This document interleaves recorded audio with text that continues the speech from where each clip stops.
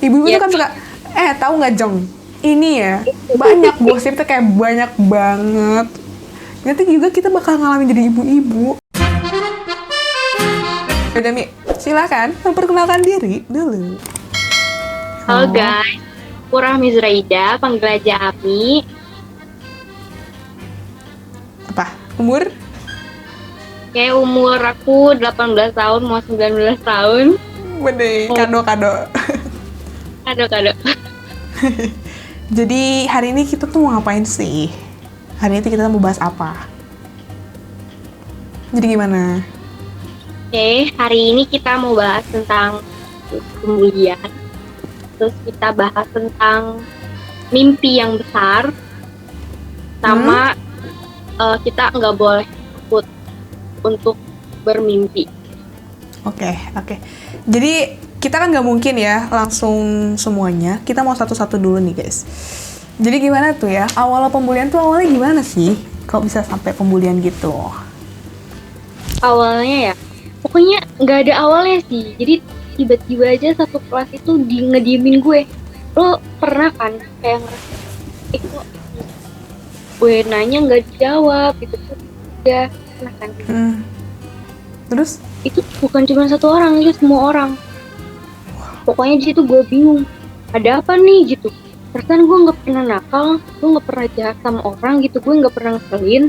Mm-mm. Nah, terus gue cari tahu, ternyata ada satu orang provokator, cewek.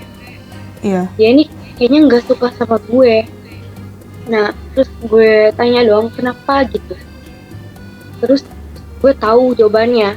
Maksudnya, gue nggak nanya langsung, tapi gue tahu jawabannya. Karena saat itu gue ranking 1, kelas 6 semester 1 kalau dia nggak suka kayaknya kalau gue ranking 1. Kalau gue dipuji-puji sama guru, kayaknya dia nggak suka. Jadi dia ngehasut supaya satu kelas itu supaya ngusuhin gue. Pokoknya kayak mau berangkat sekolah aja kayak berat gitu loh. Ini kayak Iya, iya. Ada tekanan. kayak terus di waktu itu gue disuruh cek sendiri. Kan waktu itu kalau gue tuh sampingan sama kuburan ya. Di situ pulang gue disuruh cek sendiri. Gue nanya nggak ada yang jawab. Gue nangis pulang sekolah gue nangis. Tapi gue nggak pernah berani bilang orang tua gue. Gak. Mi, bentar Mi. Kayaknya sekolah lo kuburan juga deh Mi. Soalnya pada diem aja. Iya kali ya. Jadi ya emang kayaknya karena sekolah lo deket kuburan jadi nggak bisa Mi, nggak bisa kalau misalkan emang dipisahin antara sekolah lo sama kuburan, jadi sama-sama kuburan gitu ya, wajarin aja ya udah. Nah terus Ya tiap pulang sekolah gue nangis pokoknya. Gue nangis itu ya gimana sih didiemin satu kelas, apalagi masih SD kan ya, masih bocil, ya Allah udah tertekan kayak gitu. batin. Nah, di situ gue mikir dari sini gue bakal tahu mana yang bener-bener temen, mana yang bukan kan.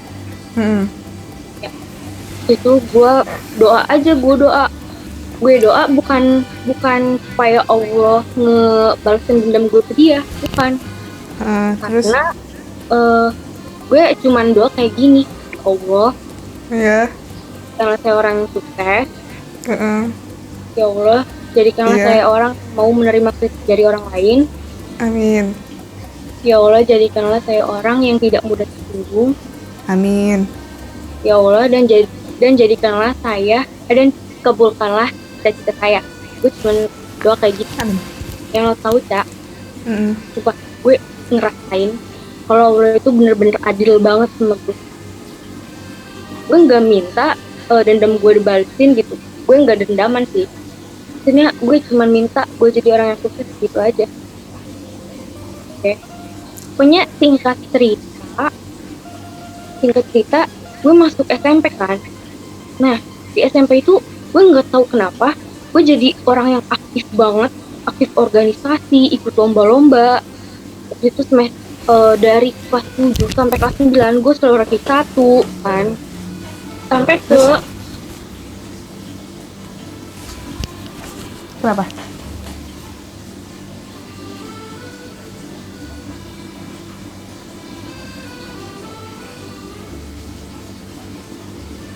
ngelag ya, ulang. Oke, sampai ke masuk SMA. SMA gue pakai nilai NEM sama ditambah jalur prestasi. Pokoknya terus abis itu masuk kuliah juga kayak dimudahin aja gitu. Kayak langsung masuk aja gitu. Padahal gue masih males-malesan belajar. Pokoknya gue keterima di FK itu juga, maksudnya belajar gue kurang maksimal ya. Dari situ gue udah mikir nih, ini Allah adil banget sama gue. Tapi kan ini Allah adil banget sama gue, karena waktu pas itu gue mikirnya gini, tiap ada masalah, tiap ada cobaan, gak mungkin kan masalah itu bakal stuck gitu, pasti akan berakhir kan. Jadi gue berusaha sedikit demi sedikit gitu ngejalanin masalah itu gitu. Dan ya, jadi gue dapat kabar dari temen gue nih, temen SD gue yang baik, maksudnya enggak ngikutin ngedimin gue kan. Dia bilang, nih yang waktu itu ngebully lo katanya, dia enggak berkembang tahu. Dia SMP, SMA katanya, sekolah di sekolah swasta, kan yang elit, maaf ya, sekolah buangan. Dari situ gue, ya Allah, adil banget ya Allah, kata gue gitu kan. Gue nggak pernah minta dibalesin dendamnya, gue nggak pernah minta itu, padahal ya kayak gue ngerasain sendiri kalau emang Allah itu benar adil ya. Oke. Jadi gini Mi, sebenarnya ya kalau perspektif gue, ketika lo dijolimin sama orang, lo positifnya lo ngedoain diri lo sendiri, bukan ngedoain orang itu supaya dia jelek. Itu bagusnya ke diri lo, positifnya kena juga. Terus sebenarnya apa yang kita perbuati kepada orang, baik itu jahat, itu pasti bakal ada kacanya. Kaca tuh maksudnya bakal ada cerminannya. Buktinya dia ngelakuin itu kejahatan terhadap orang, dia juga bakal kena akibatnya. Tapi ketika lo dijolimi, lo harus ingat, lo nggak boleh untuk ngejahatin lagi. Maksudnya ketika lo suatu saat lo ketemu sama orang itu ya, misalkan nih lo udah sukses, udah jadi orang jadi dokter, ada dia datang sakit, lo nggak usah inget masa lalu dia, tentang dia pernah jahatin lo, pernah ya bilang itu, ya udah itu masa lalu, biarin. Yang penting sekarang ketika lo ketemu sama orang itu, lo harus baik lagi. Karena gini, nanti pada saatnya dia pasti bakal sadar, kayak misalkan, oh ya dulu gue ngerasa bersalah banget sama Ami. Itu sih, Bi. Jadi sekarang kalau ketemu lagi, usahain jadi orang baik. Bagus sih, lo pemikirannya kayak gitu. Bagus. Iya, gue maksudnya emang gue ya, waktu diajak reuni SD itu gue nggak pernah mau hadir. Kenapa? Bukan karena gue memutuskan tali silaturahmi ya, karena gue nggak mau mengungkit masa lalu, gue nggak mau membuka luka lama, kayaknya gitu. Tapi kalau misalkan kalau misalkan mereka nyapa gue sapa balik kok, mereka ngechat gue chat balik kok, tapi gue agak ngejaga jarak gitu aja. Gak apa-apa, yang namanya juga manusia, yang udah disakitin pasti nggak jaga jarak, tapi tetap harus baik gitu, harus tetap baik. Ini bagus. Soalnya lo beda banget sih sama gue. Ketika gue terjolimi, itu gue bukan malah kayak lo, ya Allah, malah ngedoain diri gue sendiri tuh kayak gak kepikiran. Tapi gue malah ngerasa, pokoknya ini orang gak boleh sukses. Itu sih, itu doa gue. Jadi lo bagusnya kayak ngedoain diri lo sendiri. Kalau gue enggak. Tapi ya gak apa-apa. Iya. Gue semakin banyak belajar. Itu harus berusaha jadi baik semua orang gitu. Gak apa-apa orang lain ngebully kita, asal jangan kita yang ngebully orang lain, jangan kita yang jahat sama orang lain gitu aja. Bener. Mantap sekali Anda sudah dewasa sekali ya. Udah kelas 6 SD weh, bayangin. Nah, sekarang mikirnya gini, kelas 6 SD kan dia masih kecil, ya mungkin lah masih kecil pemikirannya. Belum ada kenapa? Iya. Waktu itu tuh gue bukan sekolah di sekolahan SD biasa, kayak sekolahan SD Islam terpadu kayak gitu tuh. Madrasah gitu loh. Gak memungkinkan. Iya sih, gak memungkinkan ya. Harusnya dengan berkedok agama itu, kita tuh harusnya berteman dengan orang-orang yang kayak kan dituntun sama ilmu agama yang baik tuh. Lebih baik ya, tapi ini nggak ini sih, sama aja ya, nggak memungkinkan, bener kata kita. Nggak mungkin kan? Sekolah, maksudnya gini loh, emang ya pendidikan itu memungkinkan anak sebagai, tapi nggak 100%. Tergantung gimana anaknya. Dia mengelolanya bener apa enggaknya sih, tergantung anaknya. Bener kan? Iya. Tapi menurut gue ya, ke dia tuh baik tau. Sekarang ya udahlah, maksudnya itu kan masa lalu. Tetap ya udah, buat lupain aja, lupain. Tapi walaupun kata gue kalau yang namanya sakit hati itu susah ya, kayak susah banget gak sih kayak lo disakitin sama orang. Ya jujur aja gue juga sakit hati lah, diomongin sama orang, dibilangin gue ngepeletin orang, kan rasanya kayak kepikiran terus gak sih? Lo bertahun-tahun mikirin kayak dulu gue pernah dibully, kayak kepikiran terus kan? Iya kan? Iya. Dan masih jaga jarak. Iya, terus dia tuh kenapa nggak benci sama gue sendiri aja gitu? Kenapa harus ajak-ajak orang lain? Gue nggak sukanya di situ. Ya. Sama. Kenapa? Kita sama. Kenapa? Ya, cara tentang pendidikan ya, gue ada cerita sih, Cak. Ya, betul. Oke. Jadi gue punya tetangga nih. Ya, dia tetangga sama, anggaplah namanya si A sama si B. Ya, terus? Dia mau masuk ke SMA ceritanya, baru lulus SMP. Dia mau masuk SMA. Nah, ibunya si B ini bilang ke ibunya si A, ngapain sekolah di sekolahan favorit katanya, gak bakal mampu. Nah, di situ mamanya si A ini, dia itu emang orang yang kurang berkecukupan, diomongin gitu. Terus mamahnya si B bilang gini, si B aja yang orang mampu, kalau di sekolah yang biasa aja gitu ngomongnya.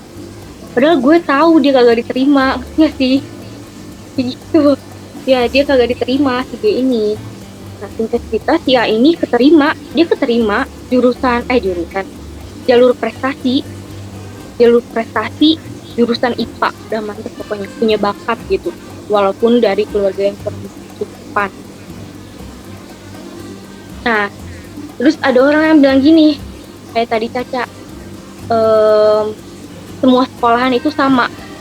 Ya, yes, I agree with that statement. Tapi tapi lingkungan itu sangat berpengaruh. Lingkungan pertemanan itu sangat berpengaruh. Fasilitas sekolah semua itu sangat berpengaruh. Tergantung orang. Kenapa? Kalau menurut gue tergantung orang ya, gimana dia menerima apa enggaknya. Tapi emang iya sih, iya. Kemungkinan besar. Kalau kita sekolah di sekolahan yang favorit, yang tingkat ambisinya tinggi, bisa. Di sekeliling orang yang punya tujuan buat kuliah gitu. Pasti dia bisa. Maka nih, si A, gue mau kuliah di FKUI, si B, gue mau kuliah di hukum UGM gitu. Nah, kita sebagai temannya, gue harus kayak mereka nih katanya. Kan gitu kan, pasti ada semangat gitu. Gue harus kayak mereka, gue harus semangat, gue harus terima di jurusan dan universitas yang gue pilih, kayak gitu kan. Jadi kayak gitu, Cak. Pokoknya kalau kita, nah kebalikannya kan, kalau kita sekolah di sekolahan yang bodo amatan gitu, malas-malasan muridnya rata-rata gitu, terus tingkat keambisannya kurang. Misalkan kayak gini, si A nanya ke si B, lo udah ngerjain PR belum, nanti aja lah, bodo amat, biarin repet aja. Nah, berpengaruh banget kan, apalagi lingkungan pertemanan bisa ngubah seseorang yang baik menjadi orang yang buruk, bener nggak? Benar. Yang berpengaruh banget. Jadi gue percaya gue setuju sama argumen yang ngatain kalau semua sekolah sama, tapi gue nggak setujunya itu tuh tergantung kitanya loh, tergantung kita mau berteman sama siapa, tergantung kita sekolah di sekolahan yang lingkungannya gimana kayak gitu. Oke, jadi itu sih bedanya ya. Mungkin semua sekolah sama tuh dalam perspektif di mananya nih gitu. Mungkin kalau dari guru-gurunya bisa jadi, tapi kita juga harus pilih-pilih juga kan, nggak boleh enggak. Soalnya kalau udah salah milih temen, udah salah lingkungan lah pokoknya, itu bakalan apa ya, pokoknya dari kita yang tadinya kita baik, rajin sholat, terus ketemu teman-teman yang suka party, suka ke mall, pokoknya suka bolos gitu, pasti kita bakal kayak ikut-ikutan gitu aja sih. Jadi kita harus kayak jaga diri juga sih ya. Bentar. Gue punya perspektif beda ya. Ya. Tapi gue nggak menyalahin lo, dan argumen lo bagus banget gitu ya. Emang bener, lingkungan itu berpengaruh buat kita. Kan setiap manusia itu ada berpengaruhnya dari lingkungan keluarga sama lingkungan sekitar. Tapi kalau lebih banyak tuh lingkungan sekitar, karena kebiasaan di lingkungan sekitar. Nah, argumen gue mungkin sekolah yang sama itu dalam artian gini, lo sekolah dimanapun tempatnya, itu pasti nanti kedepannya bakal gimana pun. Nah, mungkin lo pemikirannya lingkungan kan.